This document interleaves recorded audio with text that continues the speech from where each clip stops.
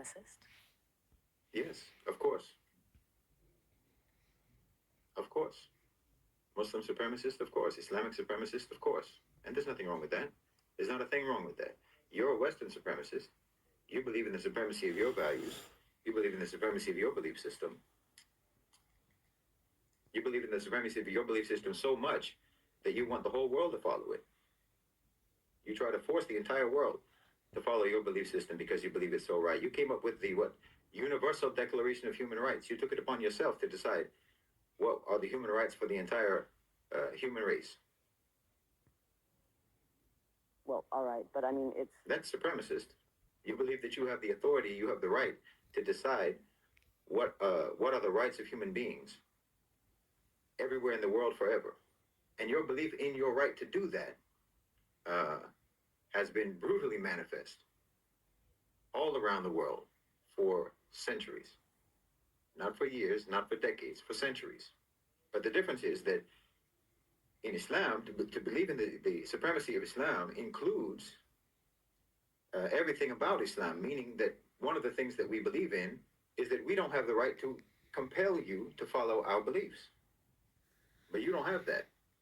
You absolutely believe that you have the right to compel others to follow your beliefs. And the entire 20th century, and forget that, the 19th century, as long as anyone can remember, is testimony to the fact that you believe that you have every right in the world to force all of the people in the world to follow your belief system. You have the right to impose that on people. And people all over the world, in Africa, in Latin America, in Asia, in the Middle East, everywhere in the world can testify to the fact that you don't believe that you don't have a right to compel people. You absolutely believe that you have the right to compel people through force, through invasion, through occupation, through colonialism, through imperialism, through extremely coercive economic policies. But Muslims, we don't believe that we have the right to impose that. We believe lakum dinukum waliya din. To you your way, to us our way. To you your deen, to you your belief system, your way of life, your lifestyle, your approach to the world, and to us ours. That's part of our belief. So our supremacist nature about Islam includes the fact that we don't have a right to compel you to follow our way. We believe that our belief is superior. And we believe that anyone who follows that belief is following a superior belief system. And of course, I fully believe that following Islam is the best way for any human being to live their life. And the perfect set of laws, the perfect set of ethics, the perfect set of morals for any individual to follow and for any state to follow. Being a Muslim supremacist isn't racial. Muslim isn't a race. It's not an ethnicity. It's a belief. And we absolutely believe in the perfection and superiority of what we believe in. We have absolute conviction about that, absolute commitment to that, certainty about that, yaqeen about that. But do you have that about yours? Do you have that conviction about yours? You're very busy trying to impose it all around the world, but when times get tough for you, your so-called enlightenment values go out the window, don't they? I mean, when there's too many diverse opinions in your society, then you start creating bureaus and departments in the government for combating so-called disinformation. Freedom of the press is out the window. When times get tough, you ban protests. You arrest people for protesting. Freedom of assembly out the window. When your belief system becomes difficult to maintain, difficult to preserve, you throw it under the bus without hesitation. But that's not the case with Muslims. Muslims throughout imperialism, throughout colonialism, throughout the Crusades, throughout poverty, throughout war, throughout invasion, throughout occupation, have maintained their belief. Even without the Khilafah, even without the Islamic State, and even without the Islamic Empire, Muslim societies are still strong and committed to Islam. We're still committed to our belief system. Nothing can change that. Maybe we have failed states, but we don't have failed societies. We don't have failed cultures. Our governments may fall, but our people remain the same. Our people remain committed to the same values, to the same morals, to the same moral laws, regardless of whether there's a government over them to enforce that. But that's not the case with you. Even though you're trying to impose your value system all around the world, when things become difficult in your own societies, you abandon your principles, you abandon your values, They're insufficient for preserving the security and the stability and the tranquility of your societies. They're insufficient. They're inadequate for that. So that alone, along with many, many other things, that alone shows me the inferiority of your value system, the inferiority of your belief system, and the superiority of Islam. And your belief system, your Enlightenment values, are extremely selectively applied in your society throughout your history. They apply to some people and not others. It's like in George Orwell's Animal Farm. Some people are more equal than others in your society. Your value system is not evenly applied. I mean, there's obvious examples everyone knows about. But just look at democracy, for example. You want democracy all around the world, supposedly. You say that you want democracy all around the world, so-called. But you don't even apply democracy. Let's just, for the sake of argument, let's pretend that you have a democratic system in the United States, and it's an actually healthy, functioning democratic system, which is obviously not the case. But let's just, for the sake of argument, pretend that it is. You don't believe that democracy is important, for example, in the private sector. You don't believe that businesses, that companies, that corporations should be democratic. Your belief in the supremacy of democracy does not extend to the private sector. Corporations don't have to be democratic, do they? In fact, corporations are sacrosanct. It's sacrilegious to say that there should be any intervention in the private sector to make it actually accountable to the population, accountable to the public, accountable to the workers. And anyone who even talks about something like that, anyone who even suggests that companies and corporations should be democratic, will be persecuted. I mean, look at the struggle that organized labor had in the United States. Coal miners were literally bombed from the sky when they tried to organize and secure their rights and have some kind of democratic representation with the coal companies. When just now, when the railway workers were wanting to strike for better wages, for more humane working conditions, more rational and reasonable and fair workloads that would actually help to guarantee the safety of those trains, Joe Biden and the government prohibited them from striking. Where's the democracy? Because you don't mean the things that you say. You don't mean the values that you expose. You don't mean it. If you meant it, then you would apply it across the board. You would apply it to everybody in all institutions and all dimensions of your society. It would be applied everywhere, but it's not. Democracy doesn't belong in the workplace. Democracy doesn't belong in the company, in the business, in the corporation. And no one's even supposed to suggest that it should. That's an inferior belief system. It's inadequate. It's inadequate for building a civilization, for building a cohesive society. Because look, the only group identity, the only sort of group identity that makes any sense at all, it's not racial, it's not ethnic, it's not nationalistic, not even based on language or shared culture or shared heritage. None of that makes any sense as a shared group identity. The only thing that makes sense is shared belief system. That's the only thing that makes sense as a group identity from which you can build cohesion and camaraderie and brotherhood and solidarity between people. Only belief system. You can have a certain skin color and have nothing whatsoever in common with other people who have that skin color. You can have the same language and certainly have nothing in common whatsoever with someone who speaks the same language.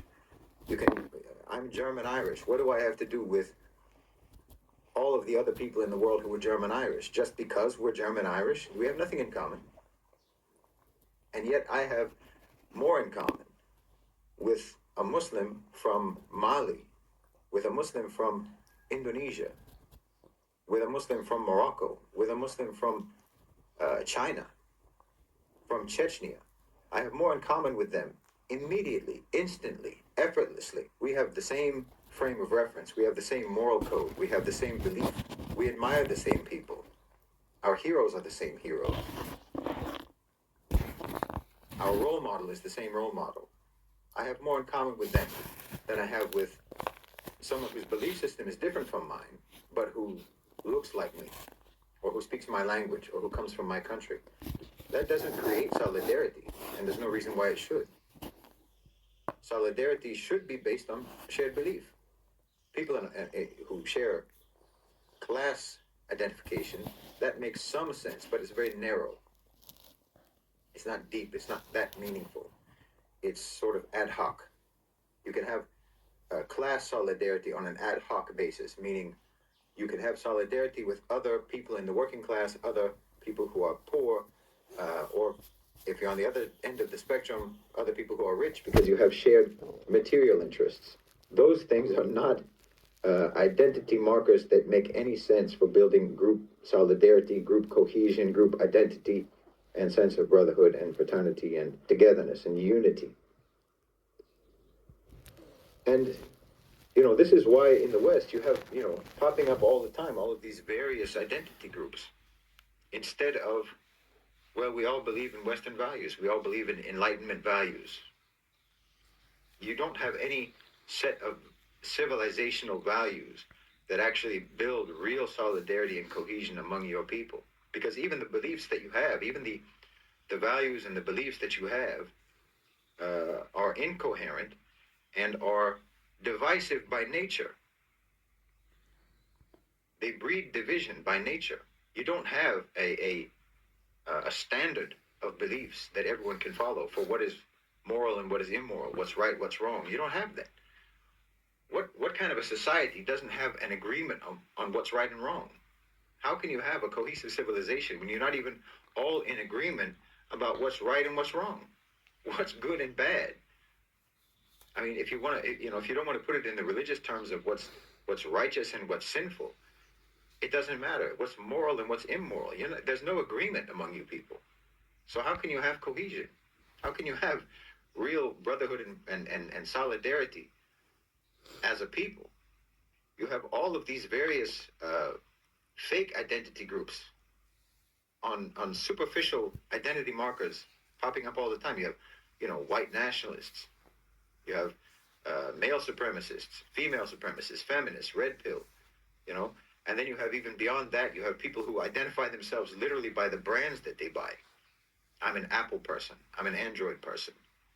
You know, I buy Dolce & Gabbana. I like Nike better than Adidas.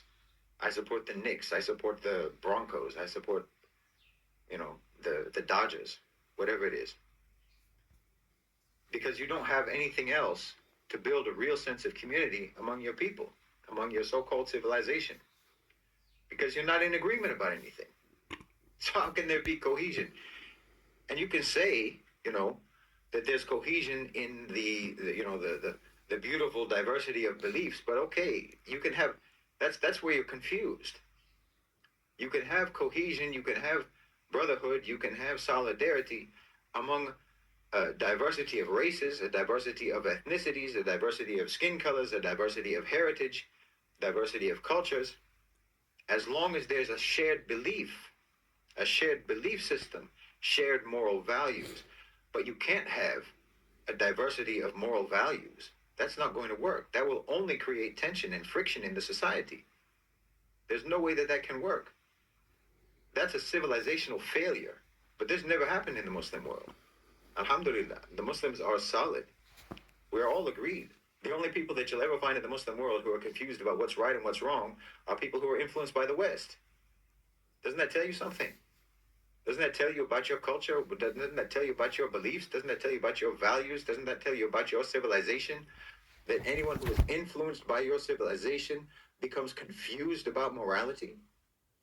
But any normal rank and file Muslim, from, like I said, from Morocco to China to Brunei, you know, to Bosnia, to Turkey, to Saudi Arabia, to Lebanon, to Egypt, to Sudan, we're all in agreement about what's right and what's wrong. We're all in agreement about what's moral and what's immoral, what's righteous and what's sinful. We all agree. The rank and file, the normal average Muslim, has no confusion about what's morally right and what's morally wrong. The largest single cohesive identity group in the world, with a shared identity that's actually deep and profound and meaningful. That's not the case for people outside of the Muslim belief system. It's not even the case among Christians. Among Christians, there's a wide variety of beliefs among Christians. Maybe you'll find it among Jews, but even then, there's a serious question about who qualifies to even be called a Jew among Jewish people. For example, there's many Jews who are atheists, which doesn't make any sense to me. But what do they have in common with an Orthodox Jew? So even for you to believe in the supremacy of your belief system is already irrational. Your belief system does not lend itself to solidarity. Your belief system doesn't lend itself to cohesion. It doesn't lend itself to a group identity. And that's why it's never really been enough. Your belief system cannot actually create a cohesive identity for a large group of people. Everybody in the society is looking for some way to find an identity and then to expand that into some identity group so that they can have some sense of belonging. That's a type of struggle that Muslims never experience, because we have a sense of belonging wherever we go in the world. Because we can go into any Muslim community and belong. I could go from China to Latin America and find Muslim communities where I would belong and where the people there would resonate with me and I would resonate with them, and we would understand each other and we would be able to relate to each other and we would feel brotherhood for each other. You can't say the same. You couldn't fill a room with random Europeans from France, from Germany, from Romania, from England, and then from America, from Australia, from Canada. You couldn't fill a room with random Westerners and have them all agree on what's morally right and what's morally wrong on any issue. And the people, and whoever agrees, whatever two people agree on something will disagree on something else if it's a moral issue. Because your basic moral belief has become that nothing is right and nothing is wrong. Well, how are you going to survive as a society? How are you going to survive as a civilization when you have a belief like that? Alhamdulillah, this is not a problem that we have in the Muslim world. We have close to 2 billion people. It will soon be 2 billion people, the overwhelming majority of which all agree on basic moral values, all agree on basic definitions of morality, and who, again, overwhelmingly agree on the purpose of life, and what kind of a lifestyle you should live, what your way of life should be, what your conduct should be in the world, what your conduct should be in society, what your obligations are, what your duties are in society. The overwhelming majority of close to 2 billion people in the world are all in agreement on that. That's cohesion. That's a basis for solidarity. That is an actual civilization. No matter what we've gone through, no matter what difficulties we face, unlike you, when times get tough for you, you throw your values out the window. When times get tough for the Muslims, they cling to their values even stronger. Their conviction in their beliefs grows. So yeah, of course, I'm an Islamic supremacist, and that's not saying anything wrong. Just as you wouldn't believe that there's anything whatsoever wrong with saying that the Enlightenment values are superior. And it's not just the conservatives, the so-called right wing, it's the left wing too, the so-called left wing, which barely exists in the West, an actual left wing. The liberals, wokeism is like the ultimate expression of liberalism. And it's the most intolerant belief system in the world. It's incredibly intolerant. It's tyrannical. Because at the end of the day, you don't mean any of it. You don't mean any of it. It's unsustainable. It cannot actually sustain a civilization, a society, or a culture, which is why it hasn't. It hasn't. You admit by your own actions that your beliefs are luxury beliefs. When everything is perfect, when everything is fine, then we'll go ahead and preserve those values. We'll preserve those beliefs. But if anything gets difficult, then for the sake of national security, we'll suspend everything. Well, if they're genuine beliefs, then you never have to suspend them. If they're things that you really believe in, if those are actually superior, then you would never have to suspend them. If they were actually superior values, then you would be able to apply them in every situation. You would never have to suspend them. They would be responsive and reliable in all scenarios. But as soon as you get into any kind of a difficult situation, you eject the values. Well, Muslims don't do that because we don't have to. Because in fact, our value system, our belief system, our moral convictions are always applicable. They apply in any society, in any set of circumstances, in any situation.